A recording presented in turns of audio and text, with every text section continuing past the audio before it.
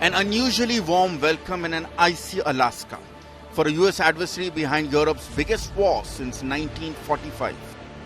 Donald Trump and Vladimir Putin's much-awaited bilateral. Episode 2 of Trump's peace talks looked very different. Putin arrived to smiles, handshakes and red carpets. And even an choreographed flypast. A US B-2 bomber flew overhead. Not war games, but a show of might nonetheless. A 3-hour meeting followed while the world waited with bated breath. The result? Trump called the meeting a 10 on 10, a productive dialogue with many points agreed. We had an extremely productive meeting and many points were agreed to. There are just a very few that are left. Some are not that significant. One is probably the most significant, but we have a very good chance of getting there. But the most important point, still unresolved. No peace deal, no end to the war. There's no deal until there's a deal. I will call up NATO in a little while. I will call up the various people that I think are appropriate. President Putin, will you stop killing civilians? President Putin, while deflecting questions on targeting civilians in Ukraine, sang praises for Trump, calling him kind, trustworthy, and said that the war would have never started if Trump were president in 22. Today we hear President Trump saying that if he were president, there would be no war. I think that would have been the case. I confirm that because President Trump and I have established a strong, practical and trusting relationship. And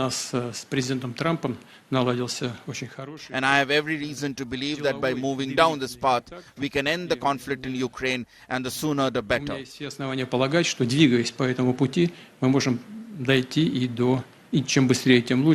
Thank you. He insisted that he sincerely wants to end the war, warning Kiev not to sabotage talks and hope that an agreement could pave the way to peace.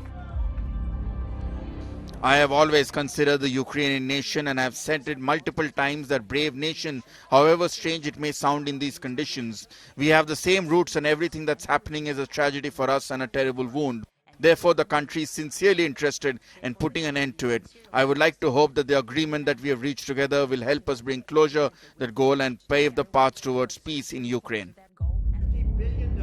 Trump, in turn, passed the ball to Zelensky. I think are appropriate, and I'll of course call up President Zelensky and tell him about today's meeting. It's ultimately up to them.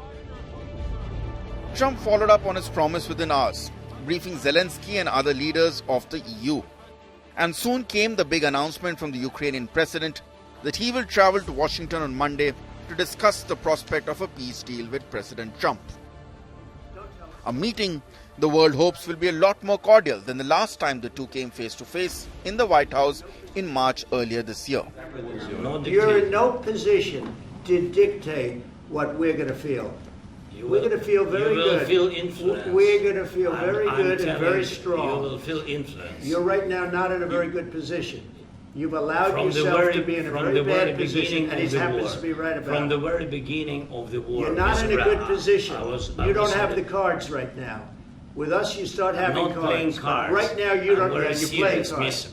You're playing cards. Serious. You're gambling with the lives of millions of people. You're gambling with World War III. So will these talks finally lead into a real path to ending Europe's longest war in decades?